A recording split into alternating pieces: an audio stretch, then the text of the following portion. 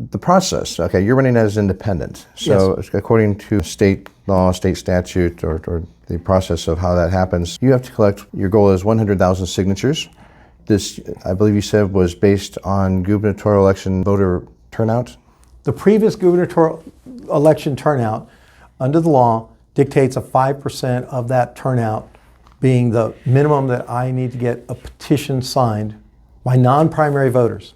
It's really interesting to note that the legislature passed a law that said if you're an independent, you don't choose to run through a primary, that the only people can sign up for you to be on the ballot have to be independent voters, meaning voters who did not vote in primaries.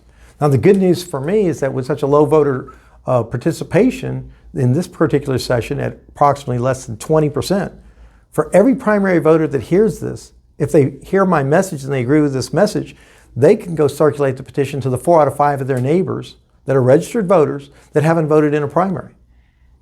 But it's a two-step process. The Secretary of State has accepted my notice of intent to run, has outlined it very clearly that beginning after the primary, I could go out and seek the signatures on a petition. Our goal in 100 days is to get 100,000 signatures.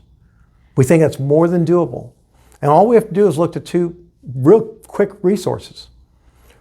The first one on social media that I point to is what Russell Bennett has done with Eliminate Property Tax and having attracted 17,000 people to that one phrase, eliminate property tax.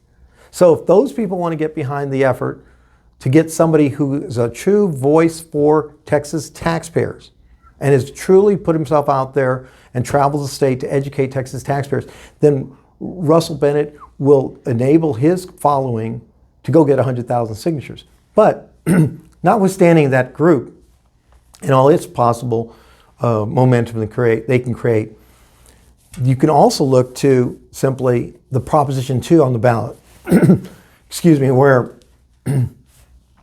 Republicans overwhelmingly voted that they wanted to eliminate property tax over 10 years without replacing it with an income tax.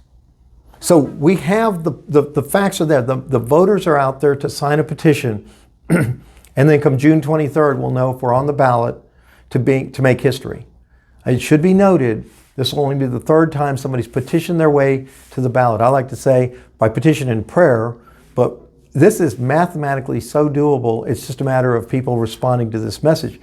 But if that should happen, and then if we are successful in November in getting elected, that will make state history. No one has ever done this. But you can see why it's rarely attempted and has not been accomplished. Because we've already asked everybody to identify as Republicans and Democrats. Unfortunately, only 20% of the population has.